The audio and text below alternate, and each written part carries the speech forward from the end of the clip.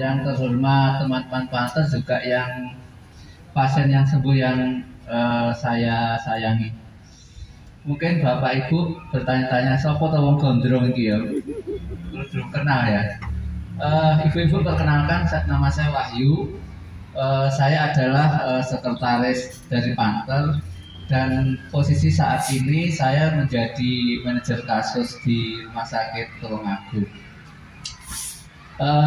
Pagi ini menjadi kehormatan bagi saya untuk berkenalan dengan jenengan, karena ternyata jenengan itu sebagai terutama yang pasien yang sudah sembuh adalah orang-orang yang luar biasa. Kita beri tepuk tangan buat teman-teman pasien yang sudah sembuh, dan teman-teman PS juga kesembuhan juga salah satunya atas berkat kerja keras PS untuk mendampingi, dan tidak lupa untuk kader yang bisa dan koordinatornya terutama.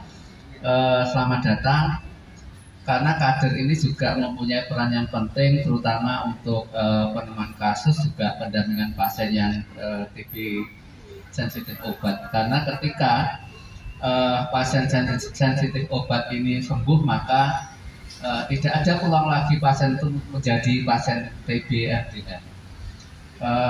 Bapak Ibu sekalian, pagi ini kita ada acara sosialisasi CBMF yang terkait dengan lapor TBC. Apa itu lapor TBC? Lapor TBC adalah semacam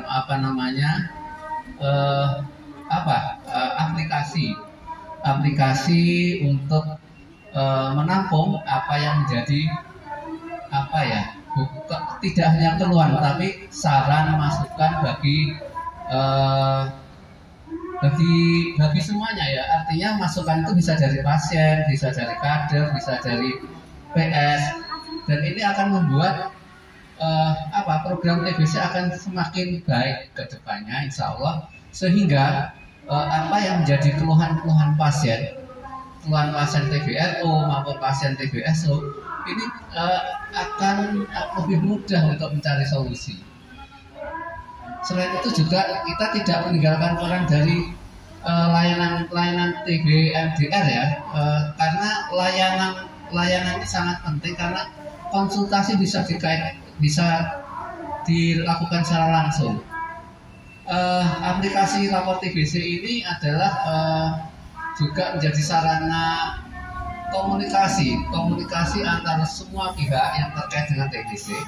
Apa sebenarnya yang menjadi masalah TBC? Apakah pelayanan, apakah itu efek samping obat, apakah itu terkait dengan pendampingan, maka bisa dilaporkan ke aplikasi ini, sehingga aplikasi ini akan menjadi sebuah sarana untuk menampung tidak hanya keluhan tapi juga aspirasi.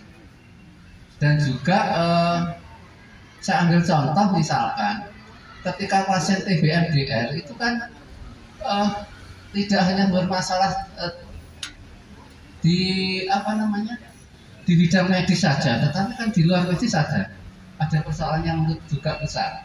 Misalkan ketika pasien TB MDR itu ada semacam stigma, diskriminasi, atau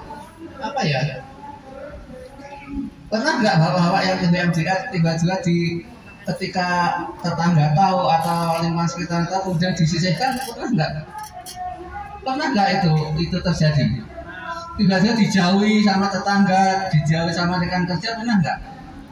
Nah, itu juga bisa keluhan itu bisa disampaikan ke lapor TBC. Jadi nanti akan disampaikan oleh rekan kami bagaimana aplikasi lapor TBC ini bisa diterapkan. Jadi saya pikir ini juga menjadi penting, dan lapor TBC itu bisa dilakukan siapa saja.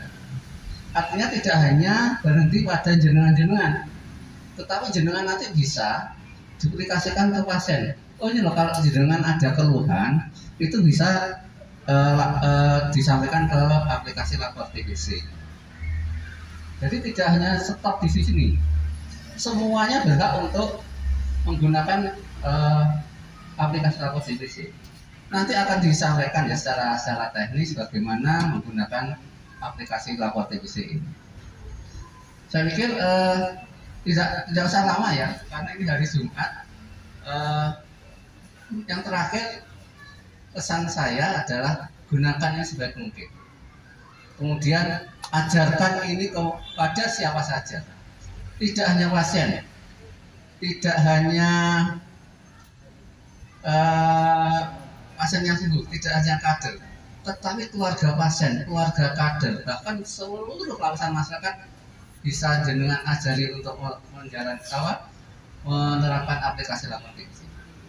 Kira-kira sanggup ya?